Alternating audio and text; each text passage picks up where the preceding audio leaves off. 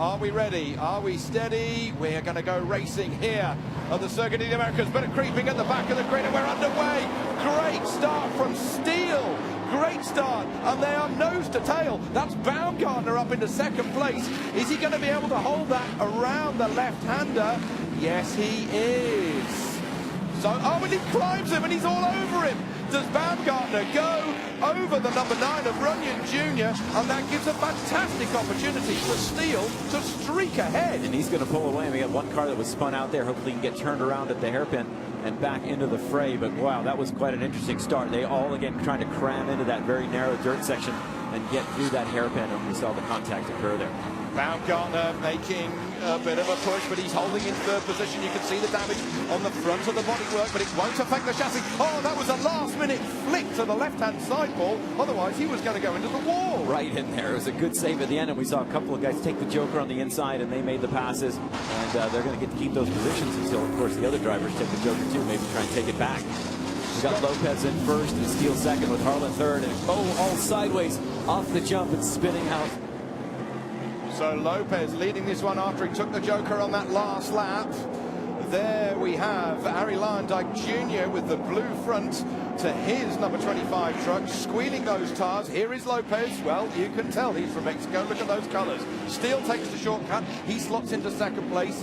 Then next over the line, we are going to get, is it going to be Harlan? Yes, it is, but some 3.8 seconds back of the leader, Lopez. You can see him trying to get around that hairpin. It's really tricky. There's a big mound there in the center of it, and that tends to bicycle the trucks, putting him up on two wheels. So they're going to be kind of tippy-toe around that thing. Be really careful while trying to line up the jump. But look at these guys. They're getting very racy back there, trying to get up the inside. And let's see if he gets it done. Nope, couldn't quite do it. And almost made it through. A little bit of contact there as they come through. They got a little bit of jump right here. Harlan in the yellow truck, number 77, the white one. That's Brooks. As they go around the outside, Nick Baumgartner, he takes the Joker, and he really makes some space up onto those guys. Oh, and they go dive wide. on the inside. Oh, that's a tremendous opportunity for Baumgartner. He's trying to put the power to the ground. No traction control, and he's mowing the bales. He's mowing, and Baumgartner could go through, and he's just about going to do it.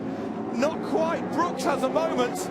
Baumgartner makes two positions in a couple of corners. Wow, that was impressive stuff, and it was almost self-inflicted from the guys in front, but Baumgartner was just poised to take advantage of that, and absolutely he did. Great racing, great racing. He's got his toe in as Baumgartner. He's used to X Games gold, but that's in the Winter Olympics. The 32-year-old, he had snowboard cross gold in 2011. He's been to the Olympics representing the USA twice in snowboard cross. He's done 6 of these Stadium Super Truck races so far. And for more on Nick, Jamie's got more.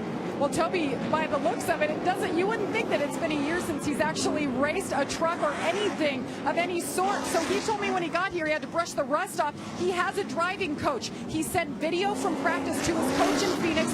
He sent him a bunch of notes of all the things he was doing wrong. He fixed him this morning in qualifying and came out and qualified fourth. His confidence is up.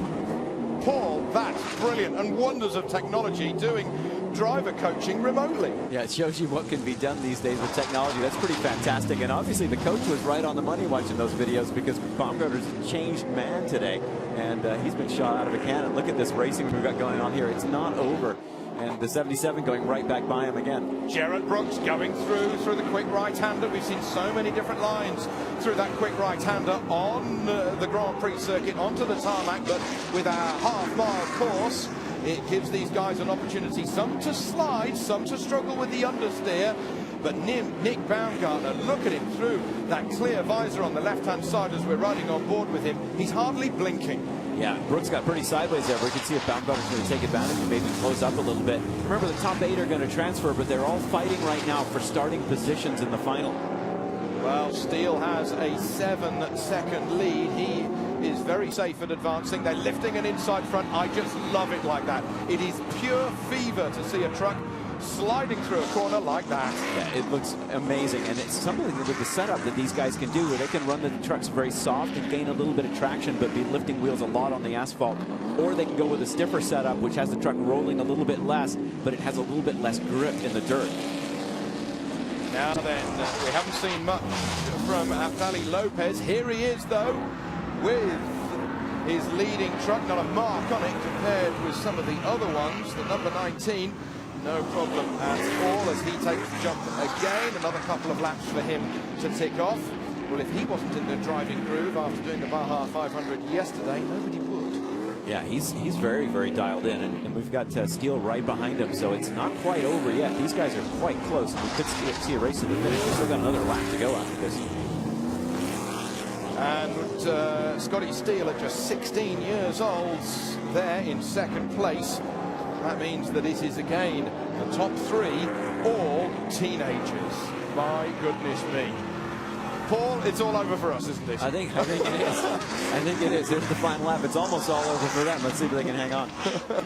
Well, as they see the white flag, just one more lap to go, and a steady, cool, calm head for all of these top 8 who will advance to the final. But for Abdali Lopez leading, Scotty Steele in second place, and then Jared Brooks, another teenager, in third position. These really are some revelations. We've got some very young riders in MotoGP Grand Prix racing, but for young drivers such as this, against the experienced BJ Baldwins and Robbie Gordons of this world, to be so cool under pressure, it really is something else for the future. As he sees the checkered flag, Lopez wins the heat brilliantly ahead of Steele. We wait for third place to come through. Yes, it is Brooks taking that third position, and a great drive from Nick Baumgartner with the number 12 to take fourth place. You can't see the smile, but I'm sure I could see a twinkle in his eye through that visor. Fourth position for him ahead of Gavin Harlin, the local Texan that we saw in our GoPro course preview, the 14-year-old, the youngest in this race. Maturity doesn't even come close to describing how quick and cool these youngsters are.